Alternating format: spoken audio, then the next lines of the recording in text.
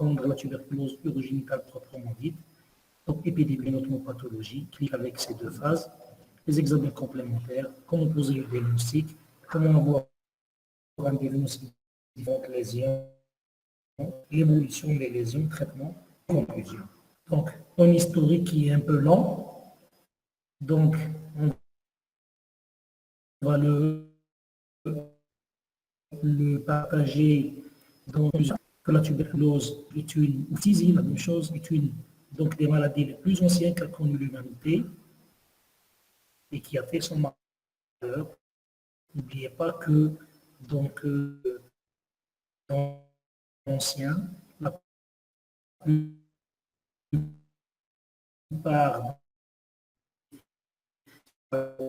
donc elle est connue déjà en Égypte pharaonique, donc on a des pharaons sur des terrains en Inde, en Extrême-Orient. Donc vous voyez qu'elle est partout, qu'elle était partout. Donc, en Extrême-Orient, déjà avec les Juifs, etc., on l'a considéré comme un châtiment de Dieu. Hippocrate, donc avant Jésus-Christ, donc 460, 377, 460 à 377 avant Jésus-Christ, et Galien ont identifié et décrit la phtisie chez l'homme, mais pas le germe. Et le terme, donc, recouvre plusieurs entités morbides, donc pas la tuberculose, donc plusieurs pathologies donc, qui ressemblent à la tuberculose. Elle n'est reconnue comme maladie infectieuse qu'entre 1478 et 1553. Et elle n'a fait que croître en importance durant donc, les 2 siècles qui suivent. Donc la médecine islamique, si j'ose dire, la médecine arabo-islamique, donc c'est relatif donc, au temps donc, qui était profondément humaniste, donc prenez en considération tous les aspects de la vie de souffrance du patient. Donc conformément donc, à la vision islamique, même à la vision chrétienne, c'est la même chose. Donc c'est des religions qui sont donc qui prennent en charge le contenu humain d'une manière très importante. Voilà. Déjà, donc, qui est mort donc, en 1013, poursuivi des recherches, donc 700 ans avant, donc Percival Pott qui a découvert la maladie. Alors, donc on peut dire, grâce à ces deux donc, scientifiques, on a identifié le mal de Pott. Voilà. Donc, vers la fin du 18e, vers le début du 18e, on comprend mieux la pathologie en décrivant donc les Grecs. Voilà. Donc, le mérite revient donc à Robert Koch, donc, qui est société donc, de physiologie de Berlin, physiologie de la tuberculose, donc publié, voilà, donc il identifia le bacille, donc qu'on appelait, donc, qui a porté son nom, qu'on appelle aujourd'hui, donc le bacille de Koch, voilà. Donc, cette pathologie donc, a connu plus de développement grâce à la découverte des rayons X par Konrad Röntgen, voilà, donc 1845, qui est mort donc, en 1923. Voilà, il a fait le premier, comment le connaît, le premier donc, cliché sur la main de sa femme. L'AINEC en 1927 a établi que la tuberculose est une maladie systémique et qu'elle pourrait donc atteindre donc, différentes parties de l'organisme. Donc on peut avoir une tuberculose pulmonaire, rénale, péritoniale, une tuberculose au niveau de l'os, au niveau donc, de la peau, au niveau des yeux, au niveau du cerveau, etc.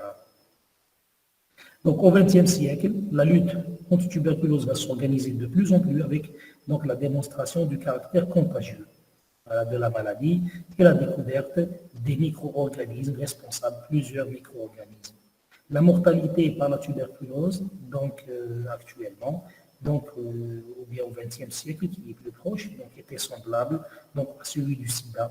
Donc généralement, 20% des décès survenant au milieu hospitalisé étaient dus à la tuberculose. Donc il y a une corrélation très importante, donc il y a une relation très importante entre tuberculose et donc le syndrome d'immunodéficience acquise. Concernant le traitement, la chimiothérapie anti-tuberculose apparaît à la fin de la Deuxième Guerre mondiale, donc jusqu'aux années 1950. Les traitements anti-tuberculeux donc, furent lourds et souvent inefficaces.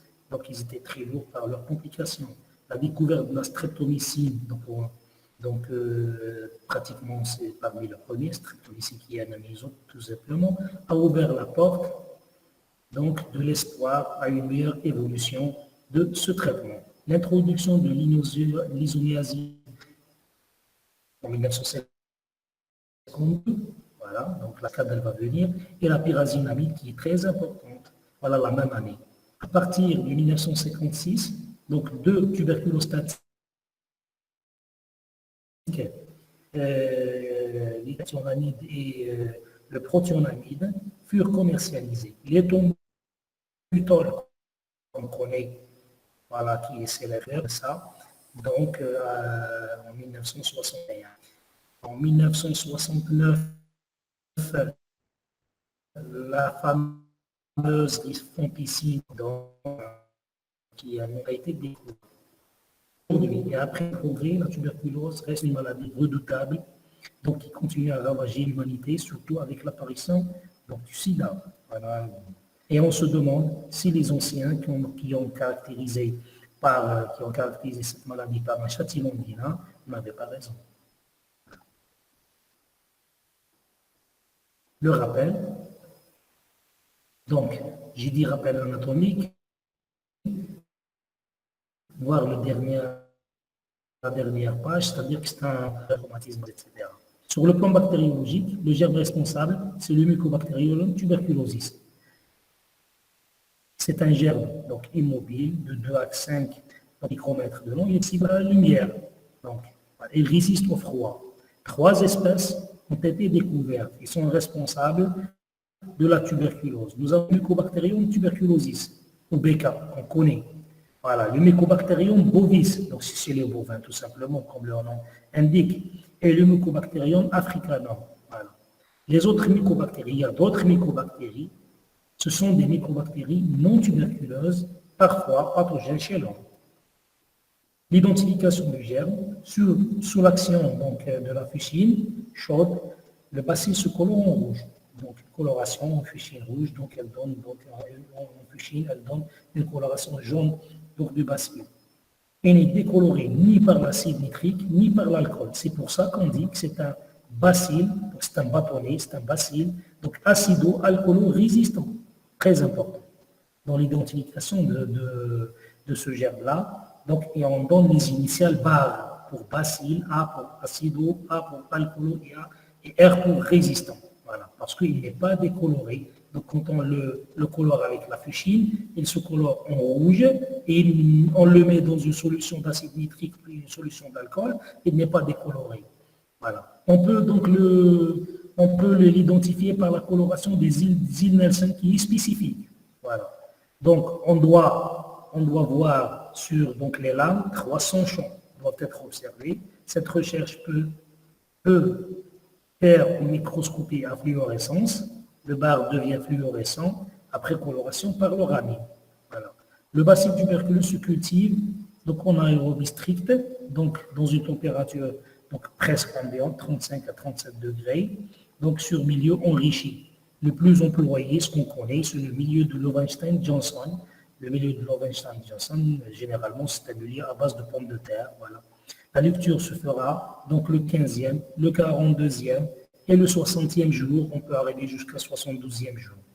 Voilà. Sur le plan physiopathologie, donc le germe, il va donc rejoindre le rein, donc par voie hématogène.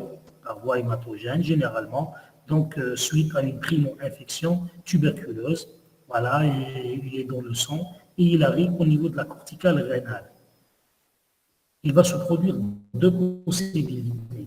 Soit qu'il y ait une guérison, donc le patient a un système immunitaire assez performant, et le bacille va être circonscrit rapidement et on va avoir une guérison. Ou soit vers la dissémination, c'est-à-dire le germe, il reste dans le rein, donc il va regagner la médullaire rénale et après les voies excrétrices, etc. On va le voir. Il faut savoir que l'atteinte rénale, elle est bilatérale, puisque donc la dissémination, elle est par voie hématogène, donc l'atteinte rénale, elle est bilatérale, mais elle n'est pas synchrone. Donc, elle est asynchrone, c'est-à-dire qu'elle diffère dans le temps. On peut avoir des lésions donc différentes, en différents temps, ou différents âges d'un rein à l'autre. Mais l'atteinte, elle est généralement bilatérale. Si nous avons sur un cliché de l'UV des lésions de tuberculose, il faut les chercher d'une manière bilatérale. On peut avoir des lésions d'âge différents entre le rein droit et le rein gauche. Plusieurs populations bacillaires se développent alors. Nous avons les bacilles extracellulaires par caseuse, donc excavées et données ce qu'on appelle des cavernes. Les bacilles intracellulaires sont dans les macrophages ou se multiplient très lentement. Voilà. Et les bacilles extracellulaires des foyers caseux sont solides, donc ont une multiplication lente, voire donc intermittente.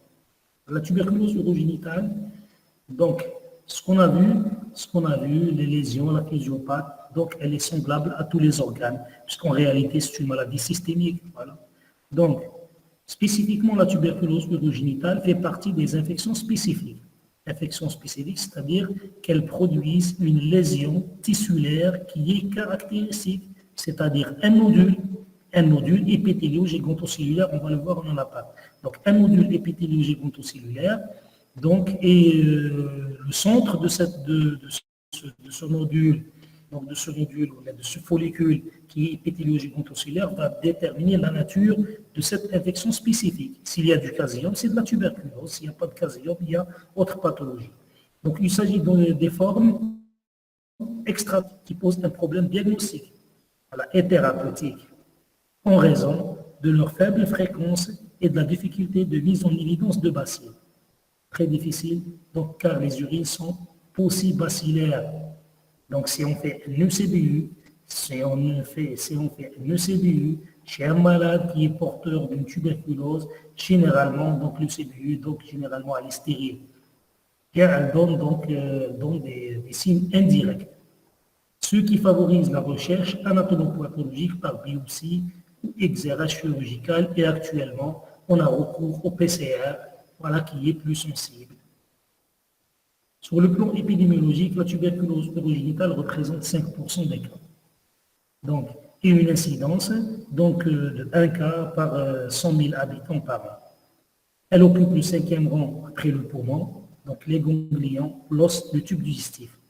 Elle touche avec prédilection l'adulte jeune, donc avec un âge moyen de 40 ans. La tuberculose urogénitale, elle est rare avant 20 ans et chez l'enfant. L'incidence des localisations extrapulmonaires augmente avec l'âge. Voilà, et on constate qu'il y a une légère prédominance masculine, tout simplement. Cette maladie est en nette recrudescence dans le monde en raison de la survenue de l'épidémie de sida, donc 30 à 40%, et on a dit qu'il y a une nette corrélation donc vis-à-vis de la mortalité, donc il y a une nette relation entre donc, le sida et la tuberculose. Sur le plan anatomopathologique, par voie hématogène, on le dit, le BK atteint le rein où il va se localiser dans la médulaire rénale, donc il creuse dans la corticale et il arrive jusqu'à la médulaire rénale. Plusieurs lésions anatomiques vont alors se succéder. Lésions rénales, nous avons qui se calcifient et enfin se rompent dans le système pyélo-calicène donnant une caverne. Les principaux aspects en sont donc la calcification et la cicatrisation. Nous avons le granulome tubaire, une image du granulome tubaire. Vous voyez donc les cellules géantes, les cellules folliculaires tout autour, voilà, donc, et les lymphocytes, cellules épithéliales, puis les lymphocytes, et au centre nous avons le caséum, voilà, qui est donc un contenu pâteux, grisâtre, etc., donc reconnaissable macroscopiquement lors de la chirurgie. Sur les voies excrétrices, donc l'urtère, sur les urtères, il peut s'agir d'une périurétrite, donc une fibrose murale, une sténose, c'est-à-dire au début, la lésion quand elle est jeune, donc il s'agit d'une simple inflammation, puis une fibrose, puis survient secondairement donc la sténose. Il s'agit d'une localisation bipolaire. Généralement, la tuberculose, on la cherche sur les clichés du UV, on la cherche dans donc l'épaule, donc dans la jonction îlo-urétérale et dans la jonction donc urétéro-vésicale, là où il y a des stagnations. Il y a une stagnation des urines, donc il y a une augmentation donc, de la concentration de germes à cet endroit-là. Il y a une atteinte tissulaire très importante à ces endroits. Sur la vessie, l'inflammation aiguë, elle donne une cystite. Son traitement, elle passe à la chronicité, donne une sclérose avec une petite vessie tuberculeuse, avec une perte de sa compléance. La perte de la compléance, c'est-à-dire que la vessie perd donc sa fonction. La vessie, donc, elle a une membrane, une paroi qui est très fine, donc elle se dilate d'une manière importante pour contenir donc du liquide très important. Sinon, le malade il va uriner donc plus souvent.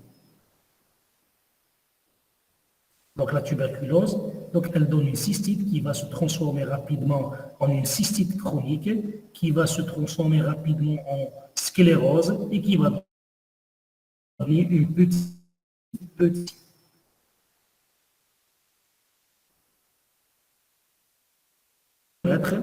donc c'est la même chose. Nous avons des patients qui vont tirer de la fibrose, qui vont on peut avoir des abcès périurétéraux avec des fistules. C'est des fistules qui caractérisent généralement la tuberculose. Donc, si nous avons des fistules donc, au niveau scrotal, une fistule scrotale avec perte du liquide ou perte des urines, il faut penser toujours à la tuberculose. Donc, n'hésitez pas à demander. Donc, les lésions génitales, la tuberculose génitale peut intéresser la prostate, les vésicules séminales, les bilidides, donc isolément ou associés à une tuberculose rénale.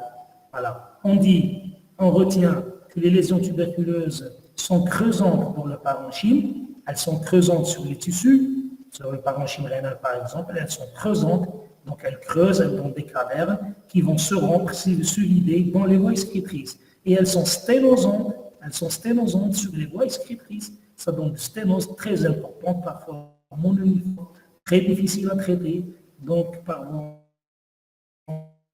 endoscopique, sur les voies excrétrices. Les lésions jeunes, comme on le dit, les lésions jeunes, donc, sont accessibles au traitement médical. L'inflammation jeune, elle est accessible au traitement médical. Les lésions anciennes révèlent généralement une correction endoscopique ou chirurgicale. On dit que la tuberculose descend le cours des urines, elle descend le cours des urines, donc elle atteint la corticale par voie hématogène, le germe atteint la corticale, donc il atteint la médulaire, il va creuser sur la médulaire, il va créer donc des cavernes, la caverne va se rompre dans les voies excrétrices et le germe, il descend donc le cours des urines usurtères vers la vessie, donc vers la vessie jusqu'au l'urètre prostatique. Au niveau de l'urètre prostatique, il va remonter le cours du sperme. Donc, il descend le cours des urines et il remonte le cours du sperme. Voilà. Sur le plan clinique, le tableau clinique présente généralement 2 périodes suite à une primo-infection pulmonaire. Donc, il y a toujours une primo-infection pulmonaire. En période d'invasion, les symptômes sont ceux d'une imprégnation tuberculose, avec donc la règle ou bien avec les symptômes de 4A, donc asthénie, amaigrissement, anorexie, altération de l'état général. Alors, donc, puis fièvre respirale, c'est-à-dire nocturne, avec des sueurs nocturnes. Voilà. La période d'état, donc dans la période d'état, généralement semblable à toute infection, donc par un germe, ou un syndrome, ce qu'on appelle un syndrome grippal parfois, tout simplement. Mais il faut donc apprendre ou se souvenir de la règle des 4A, pas la règle des 4A, les symptômes de 4A, donc à savoir asthénie, amaigrissement, anorexie et altération de l'état général, associés à une fièvre nocturne. Là, il faut penser à une tuberculose. D'autant plus que vous êtes dans un pays endémique. La période d'état, nous avons les troubles urologiques. Souvent, c'est des troubles irritatifs, donc à type de pollakiurie, sur la vessie par exemple, une petite vessie qui ne contient pas beaucoup d'urine. Donc, on va avoir une hyperpression à l'intérieur de la vessie, le malade va uriner tout le temps. Donc, dans une pollakiurie, des brûlures muctionnelles, rebelles au traitement habituel. rebelle au traitement médical habituel, donc rebelle aux anti-inflammatoires, rebelle au traitement antibiotique habituel qu'on donne. Cystite, elle est plus fréquente chez l'homme, donc quand l'homme n'a pas raison de faire de cystite, parce que son urètre, il est lent, il y a des coups durs, l'urètre de l'homme, contrairement à l'urètre de la femme, se ferme de dedans en dehors, donc il va chasser le contenu de l'urètre qui peut être septique. Donc l'homme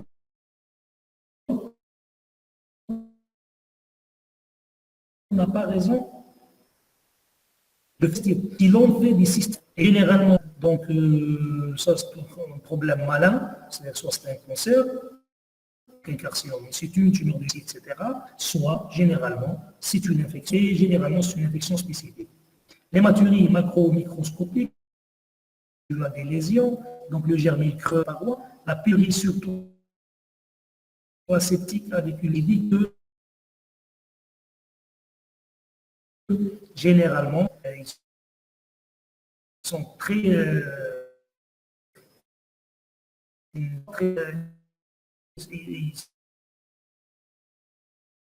y a dans les urines, mais il y a une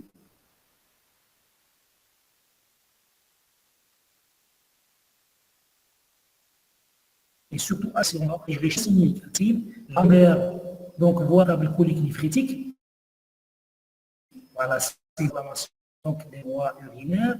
Les troubles génitaux, on peut avoir la non-stérilité du couple avec azoospermie excrétoire, parce qu'on a dit que donc, le bacille il monte pour terme, donc il monte le derme, donc il y a donc des canaux éjaculiférants même lipidine, avoir des testis, c'est des petits canaux, et donc le couple se présente pour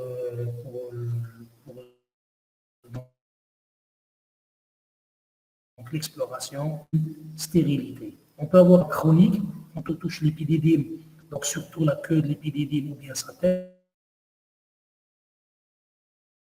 on peut trouver une masse, donc indolore, là, et parfois donc, on n'hésite pas à enlever cette masse ou bien à faire des épidémies le diagnostic. On peut avoir une épididymite chronique, donc inflammation de l'épididyme, ou aiguë résistante au traitement habituel.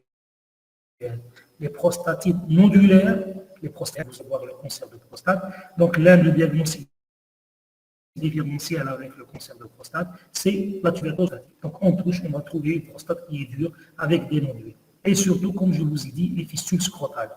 On peut avoir des fistules scrotales. Et là, quand il y a une fistule scrotale, il faut toujours penser à une tuberculose. Le premier diagnostic à avoir en tête, c'est une tuberculose. Donc, on a dit que le BK descend le cours des urines et il remonte le cours du sperme. Ça, vous le tenez en tête. Les troubles néphrologiques, donc insuffisance rénale aiguë, on peut arriver même à une insuffisance rénale chronique avec des reins muets, etc. Les examens complémentaires. Donc les examens complémentaires, sur le plan biologique, donc on demande une étude cytobactériologique des urines. Cet examen est la clé du diagnostic. Donc il recherche la présence donc, des BK dans les urines, des BAC, des bacilles acido-résistants dans les urines. Et comme on a dit que les urines sont aussi bacillaires. Alors, il faut faire minimum 3 ECD, c'est-à-dire 3 recherches, donc sur 3 jours différents. On recueille le G, donc sur des urines avec une restriction hydrique la veille de l'examen, et faire un massage donc d'au moins 15 minutes. Voilà, les activistes donc pour potentialiser les résultats. Tous ces manœuvres servent à potentialiser les résultats de l'ECVU car les urines sont généralement possibles. On revient toujours. L'examen direct, donc il faut faire sur ces urines matinales, il faut faire un examen direct avec coloration spécifique de Zeyn-Nelson. Voilà, recherche donc, de acido-alcoolo-résistant. Et il faut faire dur sur milieu spécial, c'est le milieu de l'Orange-San Johnson généralement. L'examen bactériologique est complété par un antibiogramme, surtout actuellement parce que donc on assiste beaucoup à des résistances. Voilà. Une pyurie bactérienne doit rendre méfiant et faire rechercher une tuberculose toujours. Il faut le tenir en tête. On recherche systématiquement par des urocultures l'existence d'une surinfection par des germes banals, c'est-à-dire, comme je vous ai dit, on peut avoir sur des UCBU, donc tout simplement un Escherichia coli, mais ce n'est pas l'Escherichia coli qui est en cause, là, c'est un épiphénomène, il est là, donc il est secondaire. On étudie le retentissement de la maladie sur la fonction rénale par la mesure donc, de l'urée, par la mesure de l'urée et de la créatinine sanguine. Par la mesure de l'urée et de la créatinine sanguine, on peut demander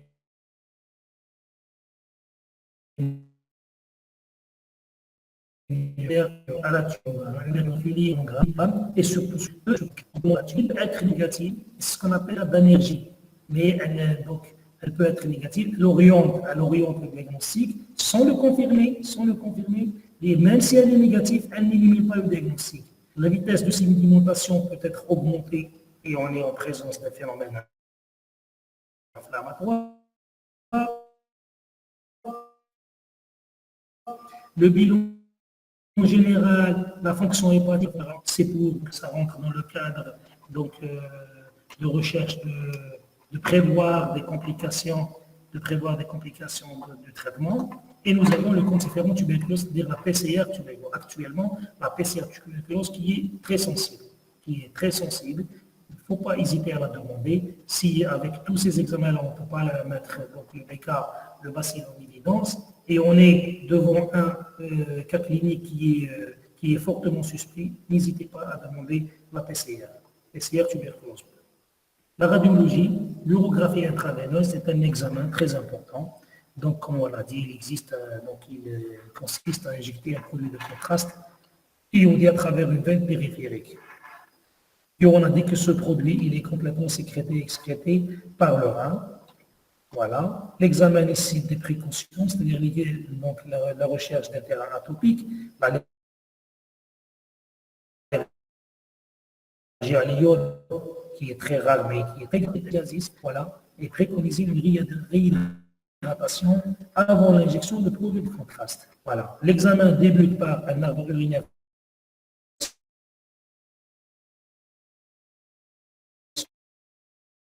en préparation, qui peut montrer en précieuse. Voilà. Cliché de sécrétion, il apprécie la valeur fonctionnelle de rein, parce qu'on a dit que l'UV ils peuvent montrer une image, il s'agit d'une image d'addition, il s'agit de caverne, une image dont suite secondairement à des sténomes, des tiges tièdes, qui ne sont pas complètement pacifiques. Des images de soustraction dues à des sténoses, image en épine, image de rétraction pyélique, qui est souvent vue. Fréquemment, on voit cette image de rétraction pyélique. Des encoches corticales déformant le contour des reins. Et au maximum, on peut avoir donc un rein muet, parfois une lithiase rénale unie ou bilatérale. Maximum, on peut avoir un rein muet. Rarement, le rein peut être normal. Rarement. Au niveau de l'urtère, on a dit que donc, la tuberculose, elle est sténosante, elle est creusante sur le parenchyme rénal, voilà, et elle est sténosante sur l'urtère, sur les voies excrétrices. Donc, l'atteinte, elle est de 50%. On peut avoir, on a dit qu'elle prédomine au niveau bipolaire, c'est-à-dire au niveau de la jonction, donc, jonction urétéro-vésicale, donc sténose de la jonction urétéro-vésicale, donc 8 cas sur 10, soit la jonction pyélo-urétérale, donc 2 cas sur 10. Sténose multiple, mononiforme, très difficile à traiter, peuvent exister. Au niveau de la vessie, généralement une petite vessie, donc vessie avec une paroi qui est irrégulière, festonnée, la vessie va perdre donc sa capacité et donner une petite vessie parfois. Donc en pièces de 5 dinars, voilà, qu'il faut donc agrandir chirurgicalement, bien sûr après traitement de l'infection. Les clichés mictionnels, donc au niveau prostatique, on peut avoir donc, des cavernes prostatiques, donc des cavernes prostatiques sous forme d'image d'addition, tout simplement.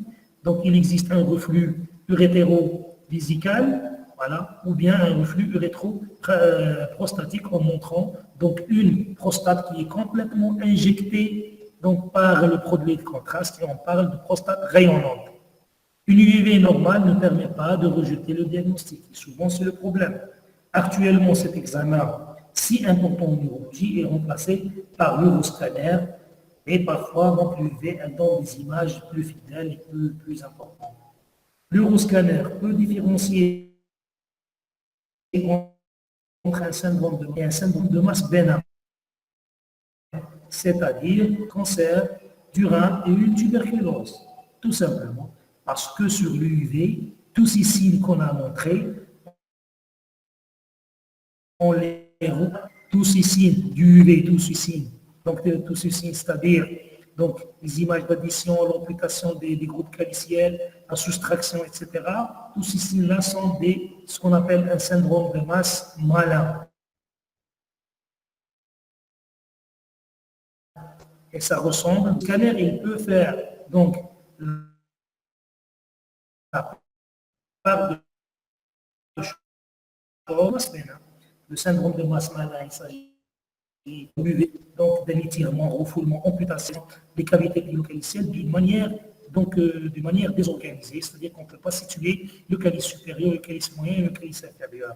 Le syndrome de masse bénin, on peut le situer. Il y a une compression, il y a une déviation, il y a un étirement, mais on peut situer, on peut dire que le calice moyen il est là, le calice supérieur et le calice inférieur il est là. Le scanner peut faire la part de choses entre un cancer du rein et une tuberculose. Parfois c'est difficile, il y a des cas spécifiques. L'échographie rénale met en évidence des signes de retentissement tels qu'une hétérohydronéphrose ou bien une hydronéphrose, une lithiase rénale, des calcifications prostatiques, une caverne rénale prostatique, un noyau épidémiaire difficilement palpable. Les autres examens, la cystoscopie à éviter car il y a un risque de surinfection très important, mais elle peut montrer une cystite mamelonnée, donc une image lithiasique, une vessie du lutte trabéculée. Donc la cystite mamelonnée, quand on voit donc, la muqueuse vésicale en cystoscopie, elle est pathognomonique. Elle est pathognomonique de la tuberculose généralement. Donc on fait des biopsies. Généralement, on fait des biopsies grâce aux récepteurs ou bien à la presse froide pour chercher le granulome tuberculeux. L'urétrographie pyélograde, l'urétropyélographie rétrograde, donc consiste à faire une cystoscopie, puis donc cathétériser le méa urétral, le dilater, donc passer donc une sonde et essayer d'injecter le produit de contraste.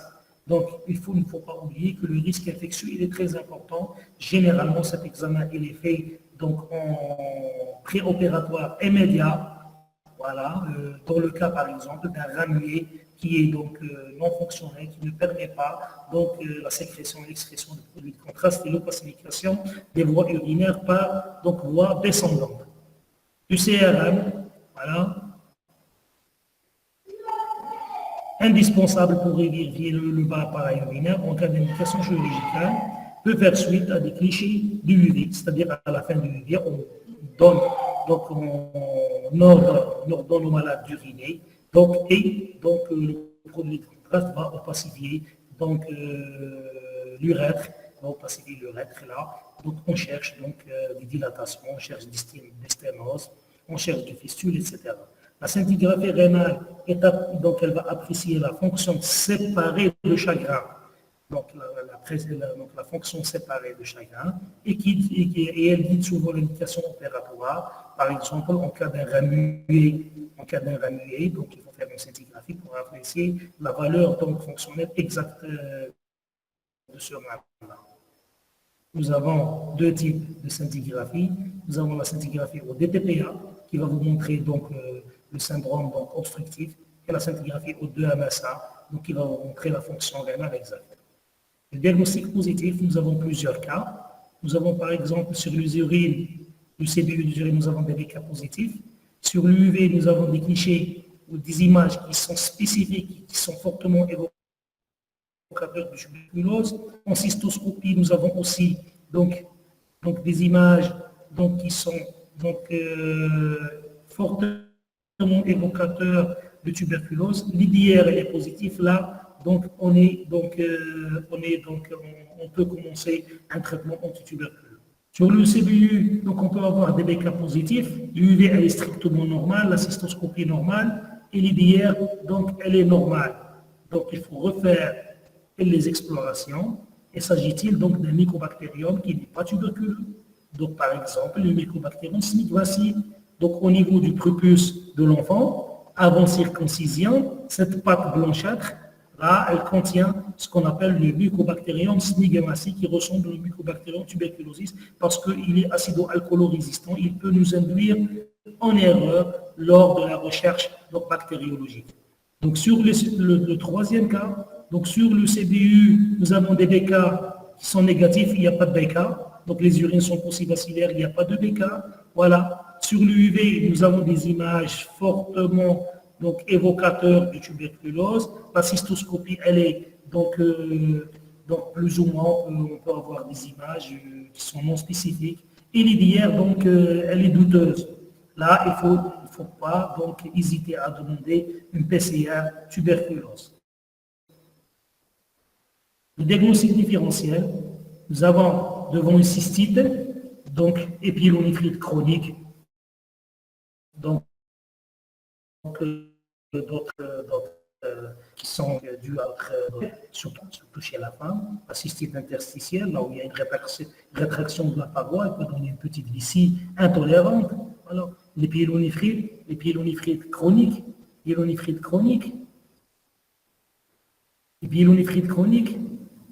on peut avoir une bilharziose urogénitale qui peut donner les mêmes signes, donc elle est sténosante aussi sur les voies excrétrices, et elle donne une petite vessie calcifiée, mais là, donc, la recherche parasitologique et le contexte épidémiologique peut orienter le diagnostic. Le cancer du rein, je vous ai dit, sur l'urographie intraveineuse, on peut avoir aussi bien un syndrome de masse malin lors d'un cancer du rein ou bien d'une tuberculose. Et la lithiase rénale, donc le bilan étiologique de la lithiase rénale comporte toujours une recherche d'une tuberculose, toujours. D'autant plus qu'elle est infectieuse, d'autant plus. L'évolution non traitée, donc on peut avoir une destruction parenchymateuse très importante et complète donc de tout l'appareil urinaire suite donc soit à un syndrome infectieux, soit à des sténoses importantes.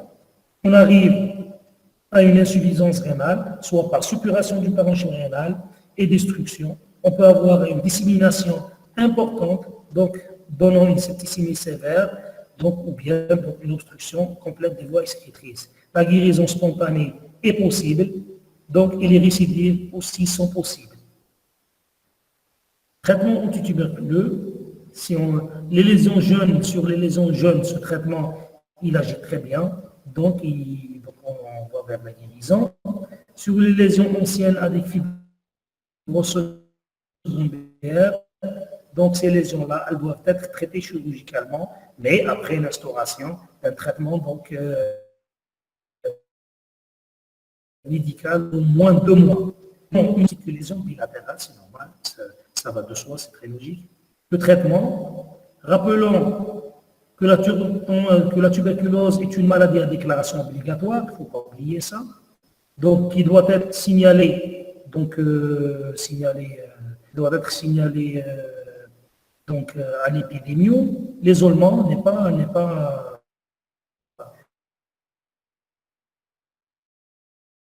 nécessaire. La manipulation des liquides, donc il faut porter des masques, bien sûr, pour le malade, le personnel soignant.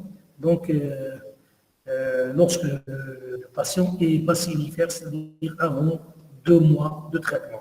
L'entourage, il doit être dépisté. et la recherche d'une infection déprimant le système immunitaire est systématique. Sur le plan méthode, les traitements, donc on le fait selon le schéma national. Il s'agit d'une tuberculose génitale, rénale, osseuse ou autre. Voilà. C'est un traitement de 6, 12 et 18 mois. Donc, et en fonction des examens complémentaires ou des examens de surveillance, on décide de l'arrêt ou non du traitement. Donc, il repose sur un traitement initial de 2 mois intensif avec donc 4 drogues généralement comportant 2 drogues majeures et 2 drogues mineures, suivi par 4 mois de traitement allégé ne comportant que de la rifampicine et l'isoniazide dans le but d'éliminer des bacilles intracellulaires.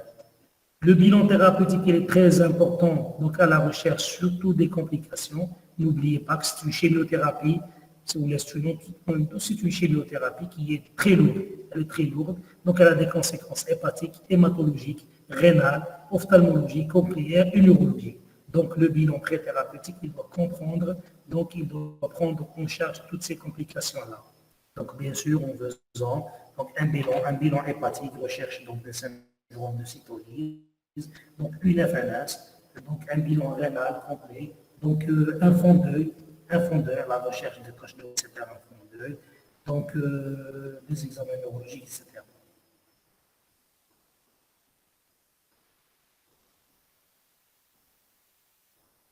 La chirurgie, en complément du traitement médical, elle a 2 objectifs. Bien de but, l'organisme. Voilà, s'il y a donc une partie du rein qui est détruite, qui est infectée, donc il ne faut pas hésiter à faire des néphrectomies partielles. Donc en préservant le parenchyme donc rénal fonctionnel. Ou bien des néphrectomies totales ou des reins complètement détruits. Il ne faut pas oublier que cette chirurgie, elle est très difficile. Donc très difficile d'enlever un rein tuberculeux parce qu'il est adhérent donc, au vaisseau, il est adhérent à la paroi, il est très difficile. Donc il faut prendre en compte cette difficulté chirurgicale. Voilà.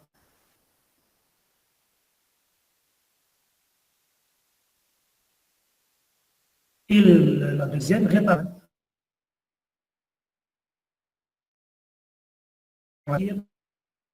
Les productrices, donc sur sa capacité. Donc, une petite vis.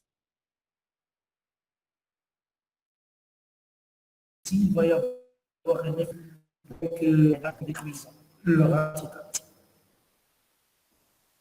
si le rein est fonctionnel avec une épaisseur corticale correcte, une si la lésion elle est jeune, elle n'est pas sclérosée, etc., on peut monter une sonde Gigi, traiter le malade, se modeler sur cette sonde Gigi, ou bien faire une néphrostomie percutanée ou une uréteroplastie chirurgicale. On peut faire des dilatations anciennes, il y a une sclérose très importante, très large. Urétéré avec rétablissement de la continuité urétérale, soit urétéro,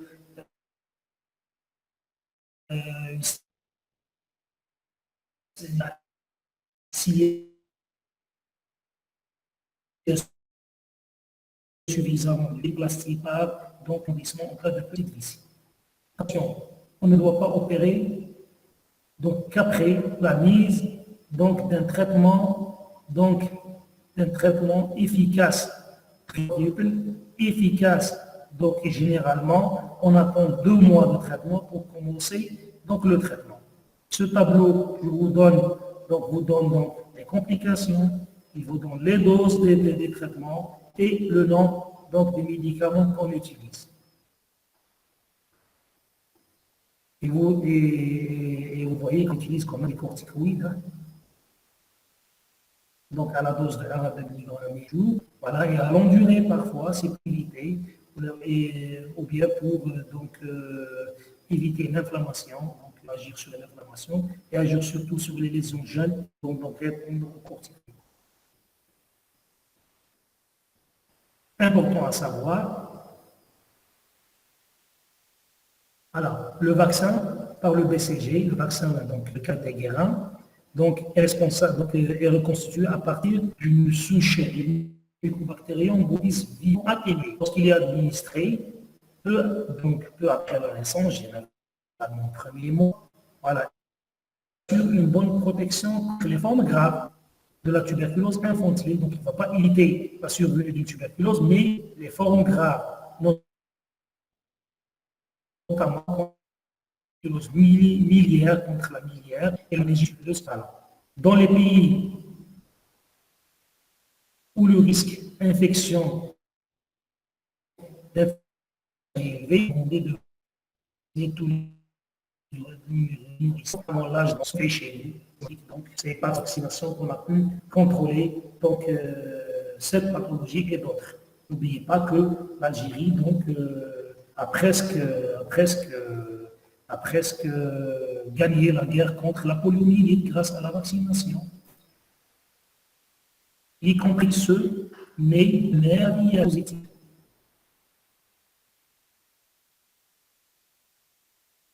Un VIH positif pour le sida, voilà. Administré par voie intradermique. Voilà, nous avons donc la dose. Hein. Donc au niveau de l'avant-bras ou au niveau du deltoïde, il n'y a pas de problème.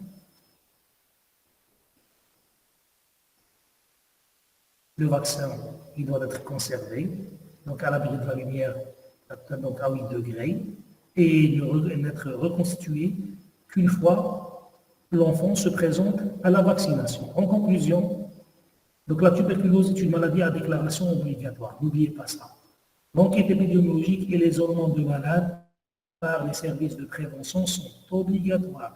L'isolement de malades signifère, c'est-à-dire qu'au début, mais après 2 mois de traitement, il ne devient pas bacillifère, ou après faire des cultures sur des milieux biologiques. Donc là, ce n'est pas la peine de l'isoler. C'est une maladie fréquente, en augmentation comparée de fait. Les traitements actuels de la tuberculose sont efficaces dans toutes les formes cliniques de la maladie. Mais, donc, n'oubliez pas qu'on assiste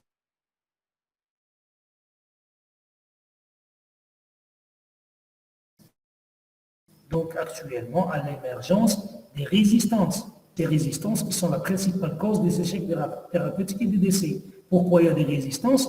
Soit que les malades ne prennent pas leur traitement correctement, c'est un traitement astreignant, 6 mois, c'est un traitement qui expose à des complications, c'est un traitement qui donne un trouble de l'humeur avec donc vomissement, etc. Si on vomit, il faut reprendre, donc le traitement. Voilà. La chirurgie vient en second plan, après le traitement médical, en cas de lésion unilatérale. Alors, c'est cliniquement symptomatique ou pour rétablir la fonction vésicale par des agrandissements vésicales ou le rétablissement du flux rénal urétéral, soit par plastie ou mise d'une sonde synthétique, de glugie ou dilatation endoscopique. La L'anéphrectomie pour reins non fonctionnels sont toujours mises en cause. Je vous ai dit que les néphrectomies pour reins tuberculeux, c'est des néphrectomies très difficiles.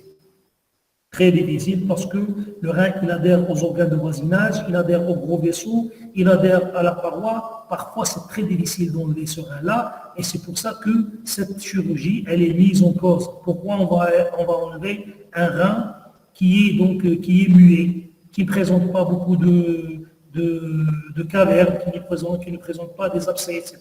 Pourquoi elle est enlevée? Quel que soit le geste chirurgical préconisé par l'urologue, doit toujours être conservateur. On doit toujours être conservateur. Ce n'est pas parce que Dieu nous a donné deux reins qu'on va enlever un. En ayant dans l'esprit la bilatéralité de l'infection. Généralement, on a dit que la tuberculose, elle est bilatérale et elle est asynchrone. Donc, il y a des lésions à un âge différent, mais elle est bilatérale. Et il agit cette infection qui peut se généraliser. Je vous remercie. J'attends qu'il y a une question. Voilà.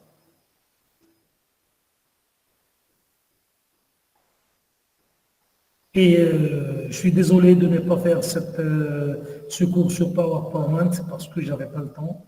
mais prochainement, je vous promets que prochainement, il sera donc mis sur support PowerPoint. Est-ce qu'il y a une question?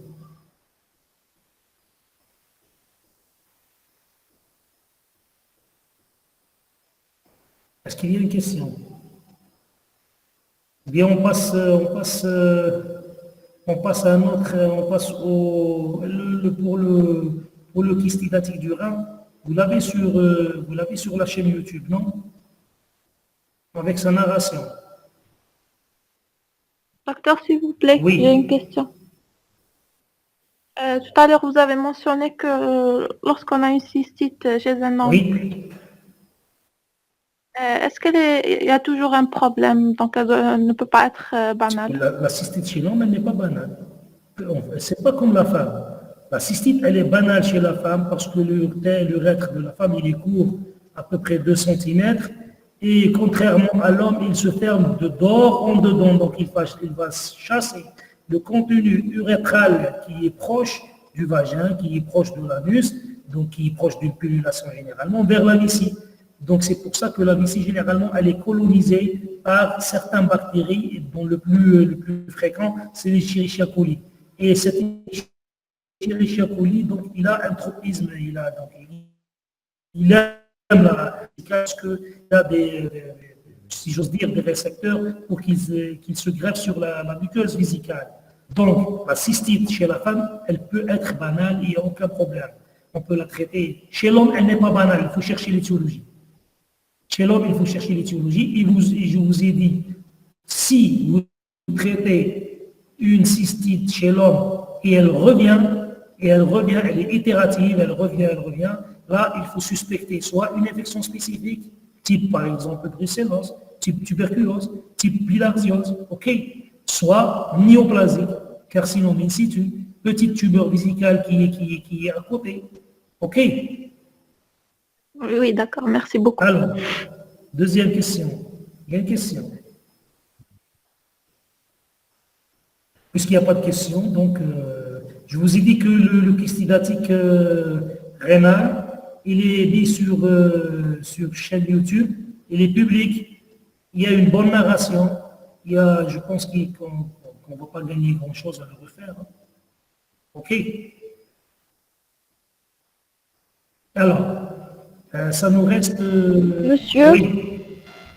Monsieur, il y a des questions dans les messages. Dans les messages. Parce que j'ai ouvert là le chat, il n'y a rien du tout. Si vous pouvez écrire sur le chat, c'est bien. Ah, ok. Alors, je n'ai pas compris une prostate rayonnante. Une prostate rayonnante, je vous ai dit quand on fait une UV et on termine cette UV avec des clichés permictionnels. Des clichés permictionnels, c'est pendant la miction. Donc, l'urètre prostatique, il va être imprégné de produits de contraste. Et quand l'urètre prostatique il va être imprégné de produits de contraste, il y a une sténose prostatique, le produit va passer dans les canaux éjaculateurs de la prostate. OK? Et il va injecter la prostate et ça donne l'image en prostate rayonnante. Voilà. Alors, il y a une autre question. Je n'entends pas bien, docteur. Oui, je vais rapprocher mon micro. Voilà, comme ça, normalement, vous allez entendre. Alors, autre question, comment le BK descend le cours des urines et remonte le cours du sperme? Je vous ai dit que le BK, il arrive par voie hématogène, il gagne la corticale par voie hématogène, c'est-à-dire par le sang, donc il gagne la corticale vésicale, la corticale rénale, il va creuser jusqu'à arriver sur donc, la médullaire rénale. En arrivant sur la médullaire rénale, il va encore creuser jusqu'à arriver, donc jusqu'à rompre la papille et arriver, se fistuliser ou bien arriver donc, dans les calices. À partir des calices, il descend dans le pyélon. À partir du pyélon, au cours des urines, avec les urines, il descend dans l'urtère, dans la vessie, donc il va sortir dans l'urètre prostatique. Et la même chose comme le produit de contraste, il va monter dans les canaux éjaculateurs de la prostate, Voilà, il va monter dans le canal éjaculatoire de la prostate. Et surtout, s'il y a une sténose de l'urètre sous-prostatique, voilà, il va monter dans le canal déférent, gagner les vésicules séminales, puis gagner donc le canal déférent, gagner donc le testicule et l'épidémie. Voilà, donc il a descendu le cours des urines et il a remonté le cours. Alors, tout simplement. Est-ce que la tuberculose urogénitale est contagieuse et par quelle voie? Elle est contagieuse. Elle est contagieuse soit par voie spermatique, soit en touchant des urines infectées, tout simplement. Voilà. Donc il ne faut pas oublier que la tuberculose urogénitale, donc normalement dans les pays qui se respectent, donc c'est l'alerte. Donc autour d'un malade atteint d'une tuberculose urogénitale, il y a presque 10 malades qui font de la tuberculose pulmonaire. Parce qu'au début, on a dit qu'il faut qu'il y ait une primo-infection. L'atteinte donc hématologique du rein, elle est due à une primo-infection pulmonaire. Voilà. Les deux types de scintigraphie. Qu'est-ce que les deux types de scintigraphie? La scintigraphie est un examen isotopique, c'est-à-dire qu'on donne un produit radioactif. Voilà. Donc, l'intérêt de la scintigraphie, c'est qu'elle n'est pas à base de rayons X. Donc, on va minimiser, on va écarter donc l'intoxication au rayon X, si j'ose dire.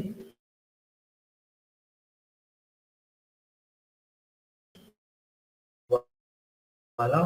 Et il y a deux types de scintigraphie sous forme d'une courbe qui est généralement en cloche, comme on a vu dans le cours de la retention vésicale aiguë, on a vu que l'addiction, elle est en courbe avec un débit maximal, puis une descente. Elle est en cloche. Voilà. S'il y a un syndrome obstructif, la courbe, elle ne devient pas en cloche, elle devient donc plate, donc elle monte. Elle monte et elle ne descend pas. Ça, c'est le DTPA. DMSA, donc elle vous montre donc le rein sous forme de point. C'est une image, c'est une photo du rein sous forme de point noirâtre. Donc là où il y a beaucoup du noir, donc le rein a concentré donc le DMSA. Là où il y a moins de noir, il a moins concentré. Là où il n'y a pas de noir, si par exemple un pôle inférieur donc, est atteint, on ne va pas voir le pôle inférieur, on va voir uniquement le noir du pôle supérieur. OK? Voilà, c'est les deux types de scintigraphie. Voilà, est-ce que la tuberculose urogénitale est contagieuse? Donc nous avons répondu. D'accord, merci. Je n'ai pas compris. Les fistules scrotales. Donc, les fistules scrotales, c'est-à-dire le malade se présente donc avec un écoulement d'urine donc à travers le scrotum, tout simplement, ou bien du pub, donc qui sort du scrotum comme un abcès. Voilà. Et là, il faut toujours suspecter une tuberculose. Ça, c'est pathognomonique. Il faut chercher une tuberculose.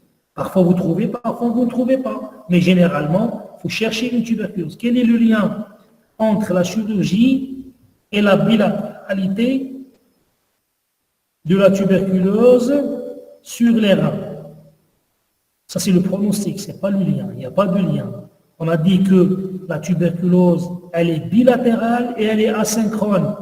C'est-à-dire, elle est bilatérale, qu'elle existe sur les deux reins, parce que la voie de contamination, la voie de propagation, c'est une voie hématogène.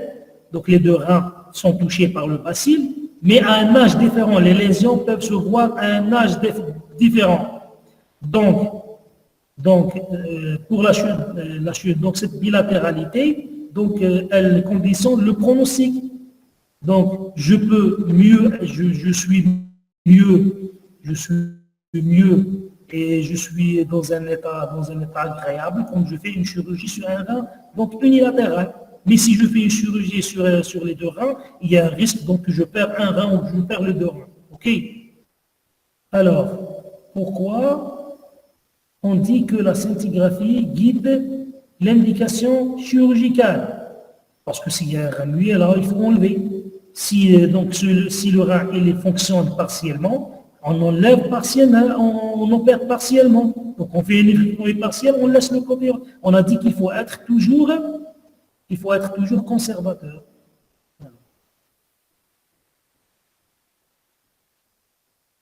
Je pense que c'est ça les questions.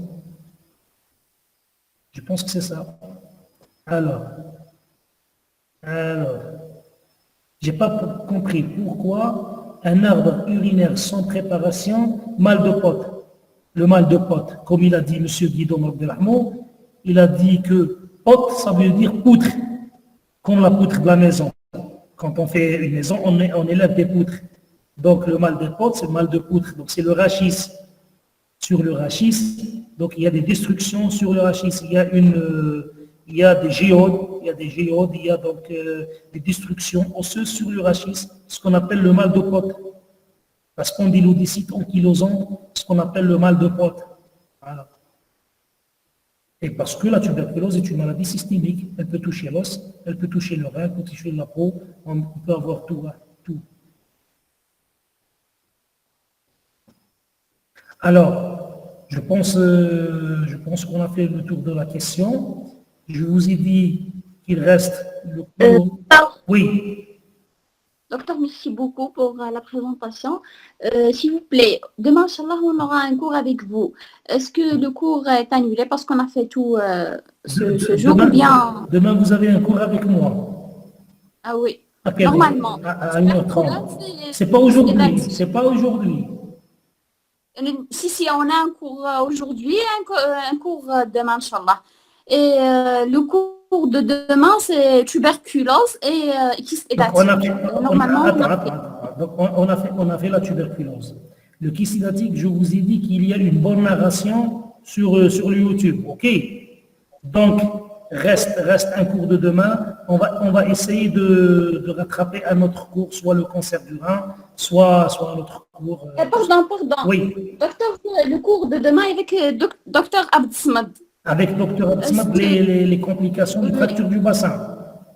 Oui, est-ce qu'il va être présent? Le lundi, je pense. Attendez. Le lundi, docteur Abdsmad, je pense qu'il a la greffe rénale, je pense.